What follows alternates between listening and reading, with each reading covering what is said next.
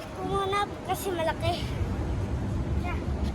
Okay guys, nandito kami sa labas kasi tetestingin ni Sky yung kanyang bagong laruan na regalo sa kanya ng isa sa aming followers sa TikTok. At ako naman ay magja-jogging habang siya naglalaro. Okay Sky? Uy, ang bangis! Kasi ito na gano'n. Happy? Happy. Okay, magja-jogging na si Papa ha.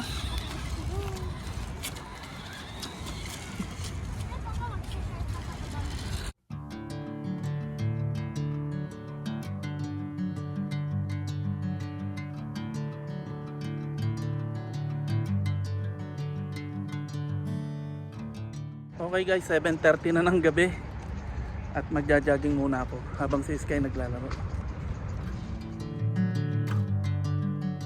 Okay guys, nakabalik na kami ni Sky dito sa bahay at naglobat yung kanyang laruan agad.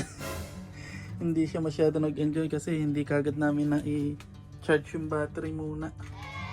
So next time na lang Sky, baka bukas na lang full charge muna natin Kaya guys, bininyagan ko na yung bigay sa akin ng kapatid ko na sapatos na pang jogging.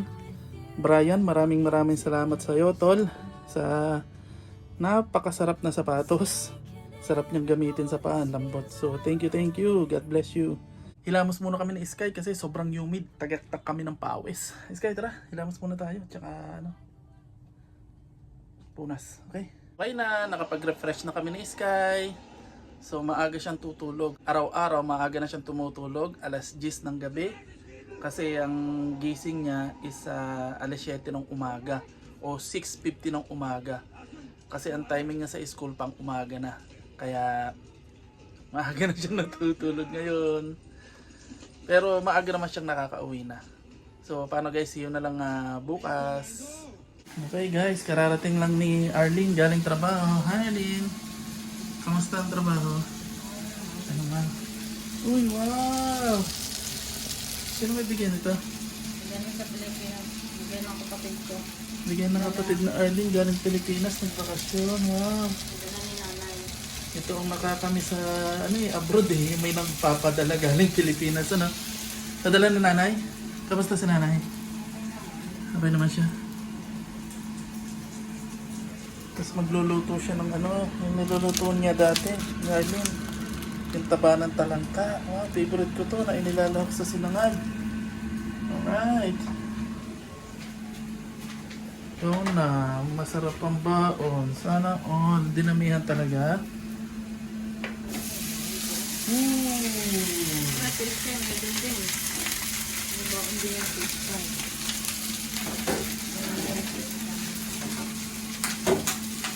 Guys, ang sarap ng ulam bukas. Ha?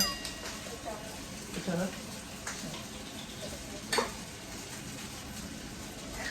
Guys, ito na yung niluto ni Arlene na taba ng talangka na isinama sa kanin. Papa, Tsaka yung longganisa. Papa.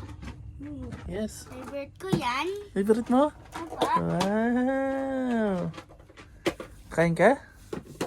Kain ka? Alam mo na. Alam mo na. Hain na naman si Sky, ang takaw. Pero konti lang kasi tutulog na. Kasi anong oras na? Alas 10 na ng gabi. So konti lang kung kakain si Sky. Mamaya lalabas kami ni Sky. Pupunta kami sa park kasi ito na yung moment na iniintay ni Sky. Ang magamit ang kanyang bagong laruan. Yay! Yes! Oh, Sky, sabihin mo, thank you po sa nagbigay ng aking laruan. Thank you po sa akin na nagbigay ng laruan. Okay guys, nandito tayo ngayon sa labas. Susunduin natin si Sky sa school. Kagabi, yung niluto ni Arlene na longganisa at saka kanin na may taba ng talangka ay hindi na nagtagal at kinain din kagabi ni Sky at saka ni Arlene at ibinaon nila yung natira. Kaya hindi na nakakinabukasan, ubos na agad. Kaya ang nangyari, nagluto na lang ako ng tulingan. Nagpritos ako ng tulingan. Tapos nilagyan ko ng toyo yung aking kanin. So kanin at saka pritong tulingan ng kinain ko kanina. Okay guys, nandito na si Sky. Hindi dumating yung kanyang best friend. Tara na. Guys, nandito kami sa labas ni Sky. Tetestingin namin yung kanyang bagong laruan. Kasi kahapon, naglobat kagad, hindi namin na-testing. So, ayan, bumili na kami ng bagong battery at nag-charge na kami. Nice guy. Ay, bakit sad? Nantok po ako. Anto ka pa.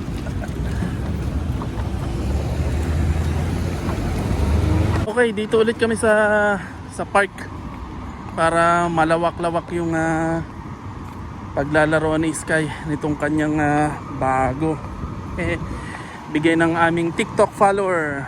Maraming salamat sa aming TikTok follower sa pagbibigay nitong laruan ni Sky. We'll get to the other side. Sinking in, I know this feels right. Catching a breeze, love moving through. Alright, malapit na kami sa place. Ayun na. Natatanaw ko na. Sky, dito sa tabi.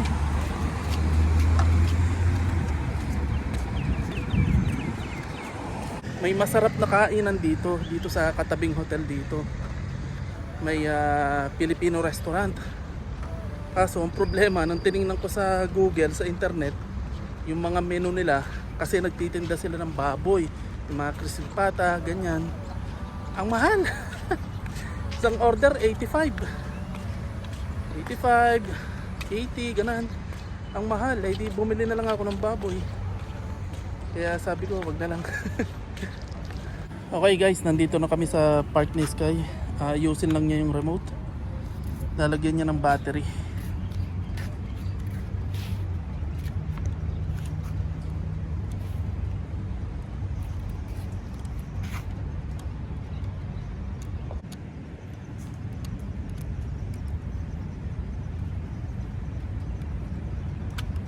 Yun.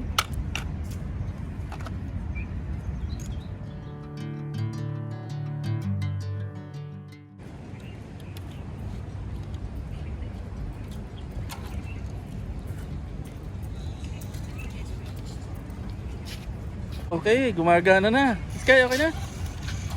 Gumagana na guys, ang bagong pagkakalibangan ni Sky. Oh, pumunta ka doon, paparito naman.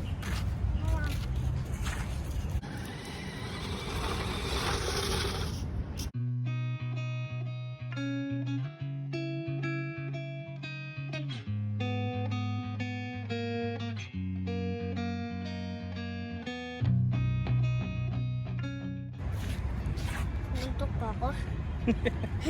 Okay, gina.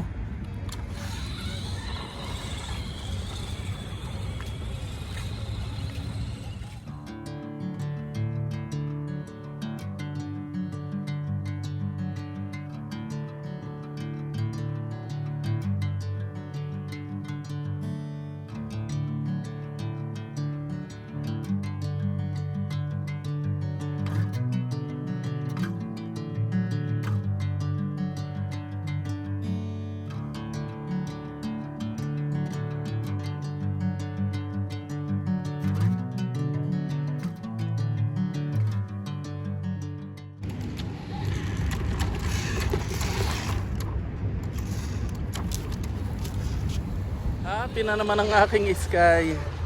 May bago na naman siyang pagkakalibangan. Kung nasa Pilipinas, hindi ako makakabili nito. Yung mga ganitong laruan. Pero dito, bigyan lang ng aming followers sa TikTok. At saka mura lang dito yan. Siguro kung sa tindahan, like sa Carrefour, yung pinagtatrabaho ni Missy, siguro mga 70 dirham yan. 70. Mga ganong presyo. Ito muna ako.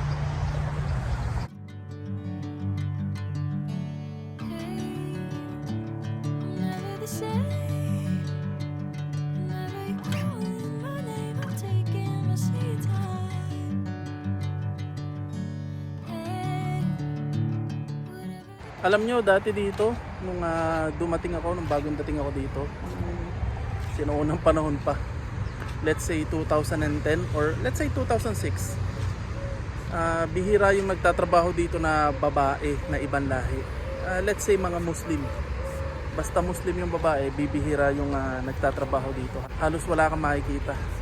Kaya swerte yung mga Pilipina dito kasi napakadali nilang nakakakuha ng trabaho dito kasi wala masyadong kompetisyon. Pero hanggang ngayon din naman, basta babae, madaling matanggap dito. Pero lalaki, simulat sa pool, pahirapan talaga makahanap ng trabaho dito. O mas matagal sila makahanap kumpara sa babae. Pero ngayon, fast forward, ngayong panahong ito, after pandemic, halos lahat ng babae nagtatrabaho na rito. Kahit ibang lahi. Marami na ako ngayon nakikita mga nagtatrabahong ibang lahi dito, yung mga Muslim. Hindi kagaya dati. Kaya umigting din yung competition dito ng trabaho para sa babae. Pero dati, easy.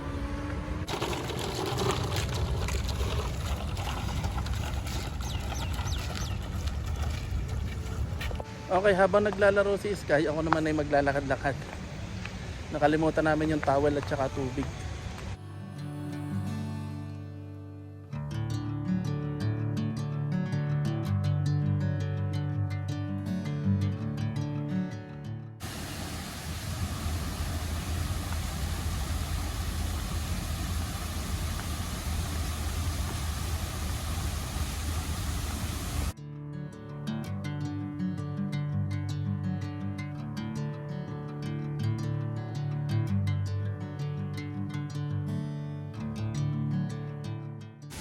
Alas 7 na pala ng gabi.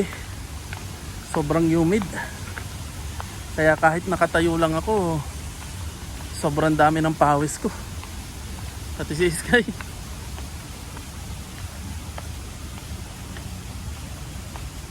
May napapanood ako dito sa TikTok. Dialysis sa patient. Nagda-dialysis na siya. Nakakaawa. Pero sabi niya sa TikTok live niya, araw-araw siya nagti-TikTok kasi kailangan niya lagi ng alam niyo yun, mapapaglabasan ng sama ng loob, makakakwentuhan para hindi siya ma-depress.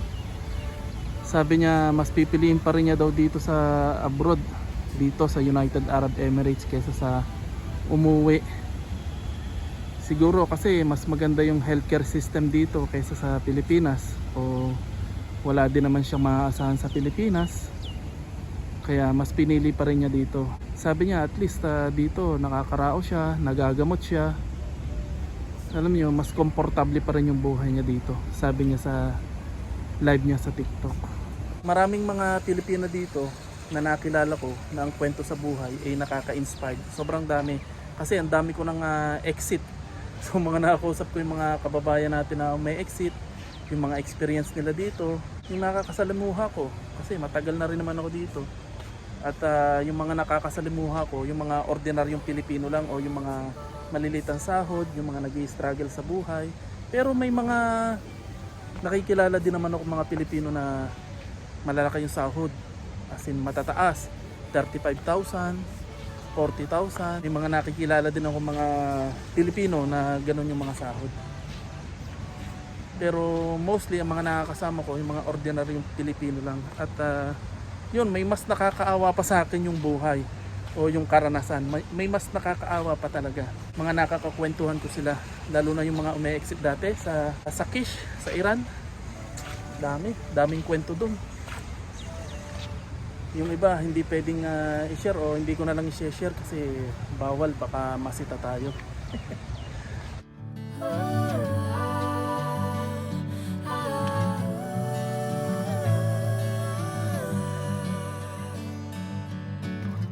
Pa lang nasa gitnang ito, tapos yung pabilog na yan, kaya may number kasi sundial yan, orasan yan, ganyan ang orasan ng unang panahon. Tapos na kaming maglaro ni Sky, o tapos na maglaro si Sky kasi lobat na yung kanyang laruan. Mabilis pala ito maglobat. Hindi pa daw siya solve kasi walang magagawa kasi lobat na nga. So uwi na lang kami.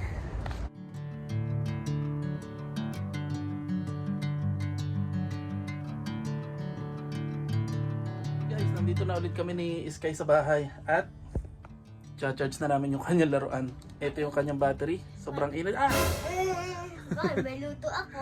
Oo nga. So, charge muna namin to and then bukas maglalaro ulit siya. Okay. Paano guys? Hanggang dito na lang yung aming video at maraming salamat po ulit sa mga tumulong sa amin para ma-rush yung birthday ni Sky. Update po sa aking pag-apply. Ay, ewan ko, bakit hanggang ngayon wala pa. Naubos na yung aming visa na Sky o naubos na yung visa ko kaya hintay. Update kami ng update, wala pa rin resulta. Nakapasa na kami sa interview, ang kulang na lang ay yung submission ng requirement at kung kailan mag-uumpisa. Kaso wala pa eh. So ayun, hanggang ngayon naghihintay pa rin ako. Okay guys, so paano? Huwag niyo pong kalimutan mag-like and subscribe sa aming channel at see you na lang sa susunod naming video. Bye guys! Bye! Bye.